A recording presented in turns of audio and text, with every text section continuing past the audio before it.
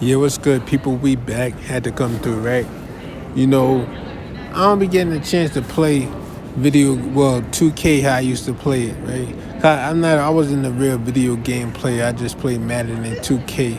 So I guess that counts, but Madden and 2K was all I played. But if I did, if I did get a chance to play 2K, but the best thing really about 2K to me was the fact that you can pick out these old players, and pick up any matchup you want in NBA history. You can simulate that matchup. You know, that was the best thing to me about 2K. And so I was thinking, right? Because I don't know if anybody really was there. Like, I don't know if he was there, but the Jason Kidd led New Jersey Nets was the best team I've ever, like the best teamwork I've ever seen in my life. You know, I never see, like, it reminded me of, like, remember in Sunset Park when that game Busy Bee played, when he went off that game. That's what it was like every game with Jason Kidd. It was like Busy Bee was on the court. You know, it was like Sunset Park every time Jason Kidd and got on the court with the New Jersey Nets. And so I was thinking, right? I was like, yo, what is Jason Kidd and K-Mart the best duo? Like, what duo is really up there with Jason Kidd and K-Mart? What duo are they up there with? You know? Because I saw a clip of Jeff T on his podcast. He was talking about when how K-Mart used to foul and everything like that. And I was just thinking, like, yo, oh yeah, he said he saw Jason Kidd and Kenyon Martin highlight reel. I remember watching those seasons. You know, like, those seasons was something different. It was really something different. Like, those teams, like Jason Kidd was the best player, right? Like, imagine, like, that team. You think about the East Coast at that time. They want to talk about the LeBron when he took the Cavs to the championship and how bad the East was then. The East wasn't bad. It was competitive. That's what they don't understand. I don't when they keep saying, "Oh, it was so bad. It was so bad." No, that's how competitive it was. That's how competitive the league was. You know what I'm saying? Like, when the East Coast played the West Coast, it wasn't like the West Coast was just smacking up every East Coast team. You know what I'm saying? I don't know if you remember that legendary game with the New Jersey Nets and the Phoenix Suns, where it was Jason Kidd versus Steve Nash, and that shit went to triple overtime. I think they did that twice with the Phoenix Suns over the course of, like, about 2 to 3 years. Over the course of, like, 3 years, you know, they had 2 triple overtime games with the Suns, right? And they only play twice a year. But remember, they went triple overtime with the Detroit Pistons in the playoffs. I remember, you know. And so I was thinking, right, like, Jason Kidd and Kim on that New Jersey Nets team. That New Jersey Nets team was not no star-studded team at all. Jason Kidd came out. The next dude was Kerry Kittles. Kerry Kittles was in the '96 draft, but it wasn't like it was different. You know what I'm saying? He played in the Big East with Allen Iverson and all that, but it wasn't on Iverson status. But it was Jason Kidd, Kmart. Kerry Kittles was the next dude. Who was after Kerry Kittles?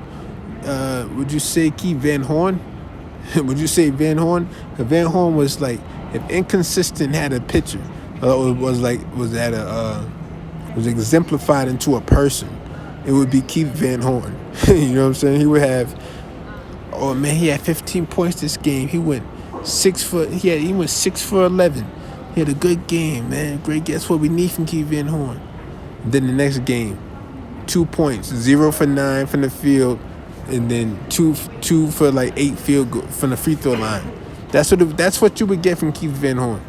So that was like the fourth dude. The fifth was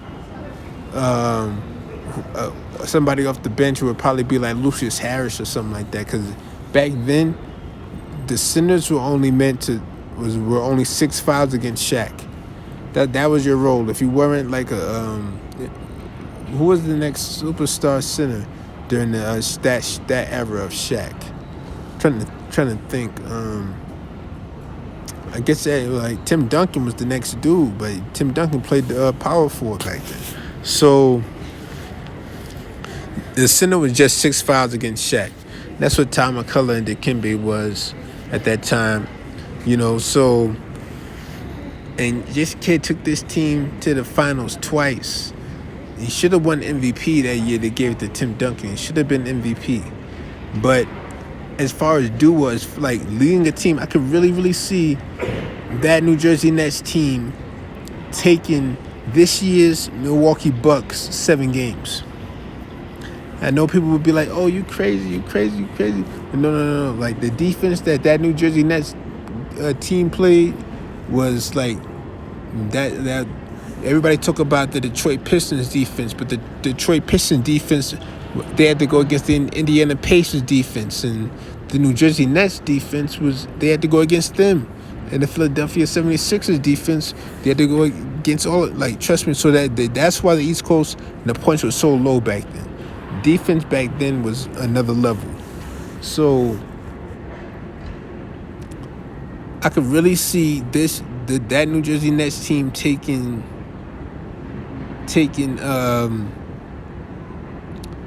the Milwaukee Bucks to 7 games. You put I say prime Kenyon Martin, right? But prime Kenyon Martin, what he does best, he did that for a long time. And but he did have those years where he was putting up 21 and 9, and then he would have those games where he put up 30, 12 and 2 blocks or 3 blocks or something like that. He would have those games, and going against Giannis, trust me, going against Giannis, he would have every opportunity. It would be a matchup for real with K-Mart versus Giannis. That's who they would put on Giannis. They wouldn't put Ty McCullough on Giannis. You get what I'm saying? So, and I'm talking about the East, because they never won the championship. Because I thought about Jokic and Murray, but I think it'd probably be remember how how the Lakers swept the Nets that year?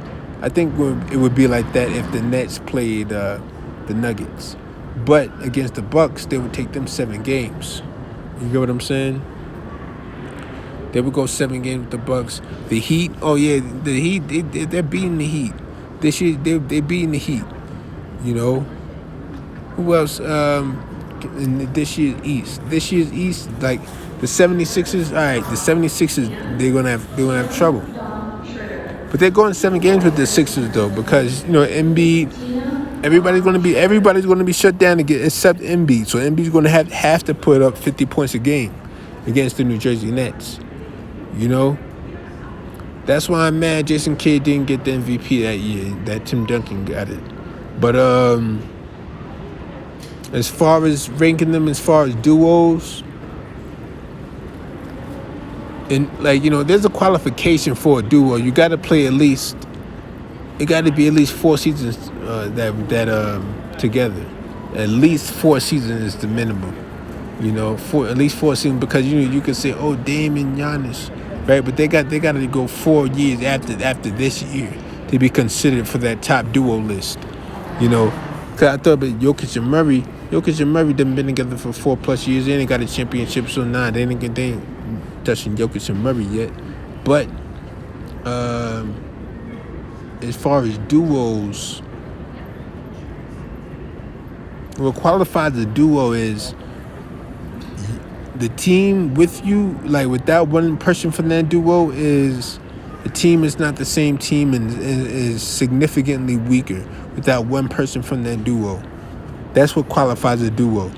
And also, y'all plays connected. You know what I'm saying? Like Kenyon Martin, his plays connected to Jason Kidd, not because of how many alley-oops, but the board crashing, the fast break running. So there's some qualifications for a duo. It's not just 2 plays. Can't say oh man, Jimmy Butler and Andrew Wiggins was a good duo. Like, no, that don't count. You know. So I'm gonna rank Jason Kidd and Kenyon Martin on the top duo list. They come in at I'm trying to think. They over the course of the NBA. Nah, I'm not going over the course of the NBA. That's too much. Let's just go since 2000. Since 2000, Jason Kidd and Kenyon Martin is a top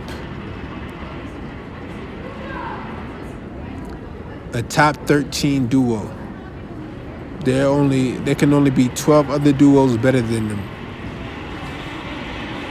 They took a team that was significant, that shouldn't have been there, that a lot of people, based off of looking at paper, they shouldn't have been there in the finals, and they did that twice, back-to-back years.